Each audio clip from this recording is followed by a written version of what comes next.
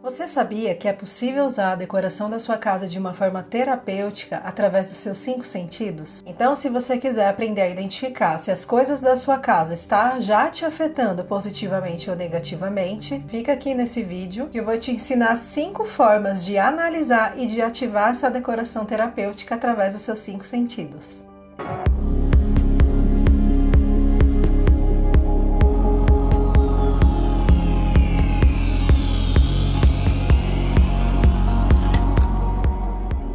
Os 5 sentidos, eles não servem apenas para o óbvio, que é enxergar, ouvir, sentir os aromas, sentir sabores, sentir o tato. Eles são ferramentas fundamentais para a nossa sobrevivência. Quando algum dos nossos sentidos está afetado negativamente, a gente já está mais vulnerável. E às vezes não precisa nem eliminar algum desses sentidos. O simples fato dele não estar em bom funcionamento, como por exemplo a visão. Às vezes a gente está com a visão mais embaçada, fez um exame de vista, acabou dilatando, a gente se sente mais perdido, mais limitado, né? Já não pode dirigir, para andar na rua também. A gente já tem mais cautela para não bater em nada, para conseguir pegar um ônibus, para fazer a leitura de alguma coisa, enfim. Isso já limita muito a gente. E não é à toa que quando a pessoa ela acaba perdendo um sentido, um outro é muito aflorado, né? Então é bem comum uma pessoa que não tem a visão conseguir ouvir muito mais, porque o corpo dessa pessoa se adapta, fortalecendo as ferramentas de sobrevivência que ela tem, né, para suprir a falta da visão. Às vezes, o simples fato da gente estar mais desatento já prejudica a qualidade dessas nossas ferramentas, né? Uma vez quando eu era adolescente, eu estava indo trabalhar, estava indo a pé até a estação e descendo uma rua de 2 mãos, no meio tinha um canteiro bem largo, para sorte minha. Eu atravessei a rua, fui até esse canteiro e quando eu fui atravessar a outra rua, eu estava completamente desatenta nos meus pensamentos, na música alta, e eu não olhei para o lado antes de atravessar a rua. Como eu estava muito distraída com o som da música muito alto, eu não ouvi que tinha um ônibus descendo. Eu só vi quando eu fui lançada para trás, para esse canteiro, e aí eu vi que se eu não tivesse sido lançada para trás, eu teria com certeza sido atropelada, porque foi muito rápido, eu não tive tempo nem de perceber o ônibus. Eu só vi que esse ônibus passou porque meu corpo foi projetado para trás e o ônibus passou buzinando. Aí você deve estar pensando, nossa, mas como assim lançada para trás?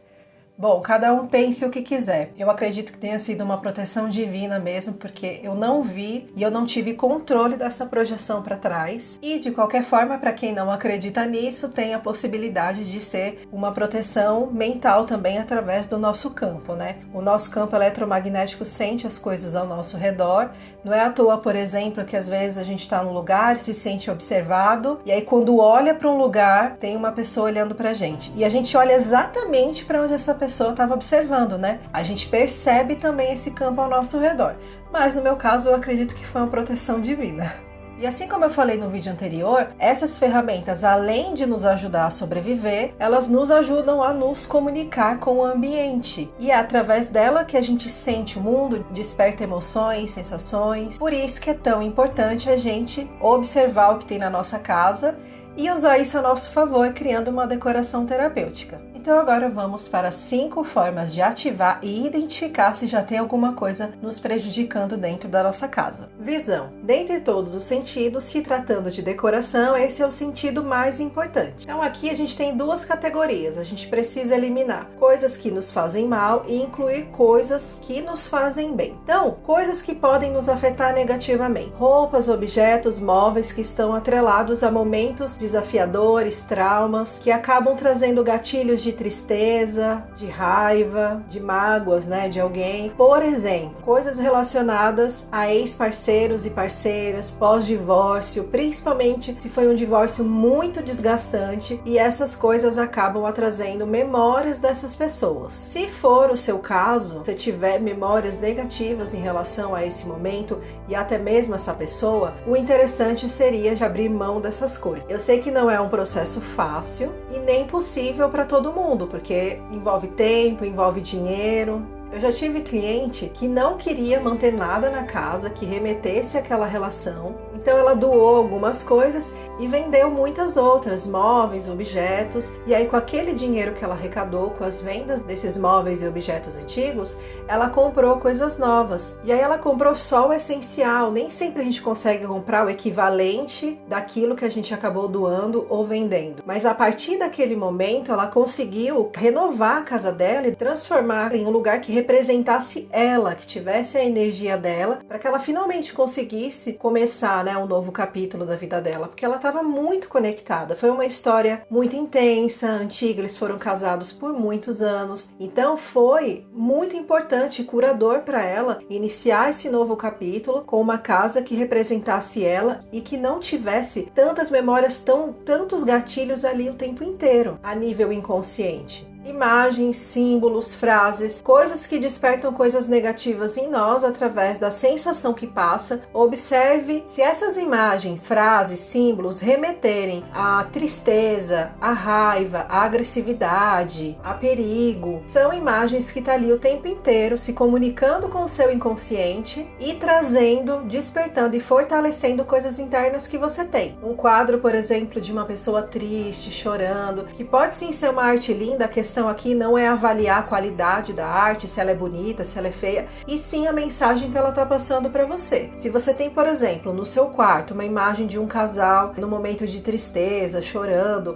ou representando algum tipo de agressividade, é essa mensagem que você, ou até vocês, né, se for um casal, vai receber diariamente. Isso influencia e muito nas nossas crenças e ações. Então, tenham na casa de vocês imagens fortalecedoras, frases também, coisas que remetam coisas positivas, para que não seja mais um dreno, mais uma coisa colocando a gente para baixo ali todos os dias. Por último, coisas quebradas e reparos por fazer. A gente tem muita coisa danificada em mau estado na nossa casa, isso passa diariamente uma mensagem de descaso, de escassez, de pobreza. Uma coisa que diariamente vai fortalecendo insatisfações e o nosso olhar para aquilo que falta.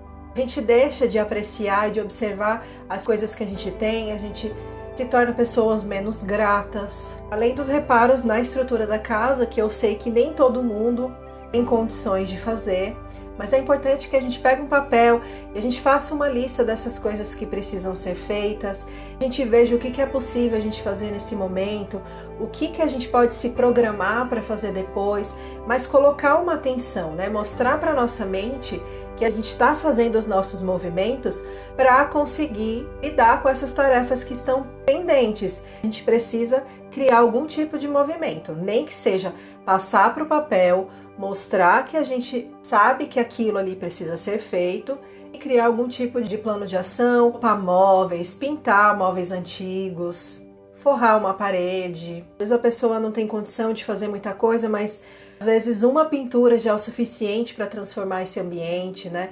Se tiver problema com mofo, com infiltração, existem muitas receitas na internet caseiras que ensinam fazer limpeza, né? Por exemplo, do mofo. Tem com vinagre, com bicarbonato, que são coisas acessíveis, né? Que dá para a gente usar para fazer a manutenção. O importante é a gente ir mantendo cuidado até o dia que a gente pode fazer uma manutenção maior. Mas nunca descaso, nunca desprezo, sempre fazer o que está dentro do nosso alcance e buscar formas para deixar melhor do que estava até que a gente consiga fazer coisas maiores. E além de eliminar todas essas coisas, a gente precisa tirar de dentro das gavetas coisas que a gente acaba escondendo. Muitas vezes a gente quer proteger, não quer expor para acabar não estragando, mas tem formas da gente expor e proteger ao mesmo tempo. É um cuidado, uma manutenção que vale muito a pena, porque não faz o menor sentido esconder aquilo que nos fazem bem. Qual que é o sentido da gente deixar coisas que a gente não aprecia à mostra e esconder aquilo que a gente gosta, né? A gente tem que deixar ali à vista para nutrir a gente todos os dias, para trazer boas memórias de viagens, de pessoas, às vezes um presente que a gente ganhou de um familiar, de uma pessoa querida. Quando a gente coloca esses objetos que a gente tem uma ligação afetiva, a gente cria um espaço muito mais acolhedor, mais aconchegante e que fortalece a gente muito mais. A gente só precisa valorizar e aprender a usar da forma correta as coisas que já tem na nossa casa. Olfato. O olfato não tem a ver com a decoração, mas é uma ferramenta maravilhosa para construir, para fortalecer memórias dentro da nossa casa e proporcionar um ambiente mais aconchegante. Nós temos memória olfativa e é muito comum a gente sentir um determinado cheiro e lembrar de uma fase da nossa vida, lembrar de uma pessoa, né? Às vezes um perfume, lembrar de uma pessoa que a gente se relacionou, ou sentir um cheirinho de chá e lembrar da nossa avó, de uma viagem que a gente fez. O nosso olfato constrói muitas memórias. Quando a gente tem um aroma presente, a gente fortalece a construção de memórias. Então a gente pode usar isso ao nosso favor, a favor da nossa família, criar alguns momentos na semana ou até mesmo no dia, se você tiver mais tempo, e colocar um aroma específico para que a gente internalize esse momento através desse aroma também. E aí às vezes passa 20, 30 anos, quando a gente sente esse cheiro, a gente é levado até esse momento, porque essa memória foi registrada também através da memória olfativa. Então, a gente pode ancorar também através dos aromas estados de relaxamento. Se todos os dias à noite, por exemplo, antes de dormir, você colocar um aroma específico e fizer alguma prática de relaxamento, que seja ler um livro ou durante o banho, vai chegar um momento, se você sentir aquele aroma no meio do dia, o seu cérebro vai ancorar aquela sensação. Então, através do olfato, você registrou e ancorou essa sensação e esses efeitos vão ser sentidos a nível físico e emocional. É uma ferramenta poderosíssima e eu quero trazer um vídeo para a gente aprofundar também mais para frente. A audição. A audição também é um tema que dá para aprofundar bastante. Eu vou trazer um vídeo para vocês. Vou falar sobre musicoterapia, que inclusive é validado até pela ciência. A gente encontra em várias cidades esse serviço oferecido até pelo SUS, que é terapia através de música. Mas isso vai ficar para outro vídeo. Hoje o que eu recomendo para vocês é que vocês aproveitem os benefícios que as músicas trazem pra gente, não todas, obviamente, mas eu vou deixar aqui na descrição o link para uma playlist que eu montei aqui no YouTube com músicas de alta frequência para que vocês coloquem na casa de vocês para renovar o campo eletromagnético da casa, para que vocês possam relaxar, para ouvir antes de dormir, quando vocês estiverem ansiosos, enfim. Quando vocês quiserem sentir essa calmaria e quiserem renovar mais a energia de vocês. Essa é uma lista muito legal também para vocês colocarem durante uma faxina ou após, né? Depois que a gente faz uma faxina na casa e vocês quiserem fazer algum tipo de renovação energética, vocês podem deixar essas músicas rolando por um tempinho para ela fazer aí a mudança do campo da casa de vocês também. Tato. Se tratando da decoração da nossa casa e o tato, a gente precisa cuidar do conforto da nossa casa. Então observar como é que está o conforto do sofá, da nossa cama, da nossa mesa de trabalho, dos nossos lençóis. Quanto mais confortável a gente deixa a nossa casa, mais a gente consegue recarregar as nossas baterias. Quando a gente se sente melhor, mais confortável, tem mais bem-estar na nossa casa, a gente fortalece esse campo de bem-estar e aí a gente consegue criar essa casa terapêutica, que é aquele lugar que, se a gente não estiver bem na rua, quando a gente entra, a gente se sente abraçado, a gente já sente as nossas energias renovando. Para isso, a gente precisa se sentir confortável nela. Não adianta só cuidar do campo e deitar numa cama que deixa as nossas costas doendo. A gente precisa, aos poucos, ir buscando esse bem-estar e esse conforto através dos móveis da casa, que é o que a gente sente estando neles, influencia a nossa parte interna e também o campo da casa. Então, cria uma casa gostosa, aconchegante e confortável dentro das suas possibilidades e usufrua disso, tirando alguns momentos do seu dia, da sua semana, para desfrutar desse momento de relaxamento também. E antes do último sentido, se você está gostando desse vídeo, já deixa seu like e compartilha com suas pessoas queridas para ajudar elas a decorarem a casa também. Paladar. O paladar não tem uma relação direta com decoração, mas a decoração tem uma relação com o momento da nossa refeição. Que vocês usufruam dos utensílios que vocês têm na casa de vocês e pelo menos algumas vezes na semana invista um pouco mais para que vocês tenham um momento de refeição que estimule vocês em outros sentidos também, que seja um momento de beleza também. Todo mundo já ouviu um dia a frase que a gente come com os olhos, né? Isso não só em relação à comida ali exposta no prato. É diferente de você pegar ali um prato de plástico, colocar a comida, sentar no sofá e ir para um restaurante gente comer numa mesa bonita, arrumada, com um prato bonito. Não significa que a gente tem que fazer isso todos os dias, mas isso nutre a gente de muitas formas, né? O nosso cérebro gosta de beleza, não só o nosso cérebro, mas o nosso corpo, a nossa energia.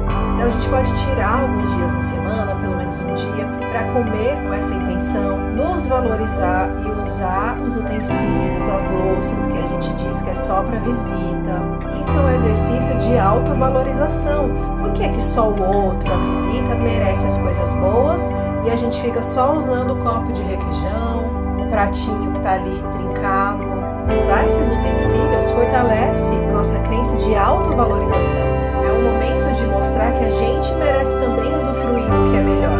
Não é só algo material, é um momento muito simbólico e curador também. Agora me conta aqui nos comentários se você já coloca em prática algumas dessas coisas que eu passei em relação aos 5 sentidos. E se você ficou mais interessado em algum deles e quer aprofundar. Se você ainda não me segue, clica aqui no inscrever-se, clica nas notificações para o YouTube lembrar vocês dos vídeos novos. Um cheiro e até o próximo vídeo.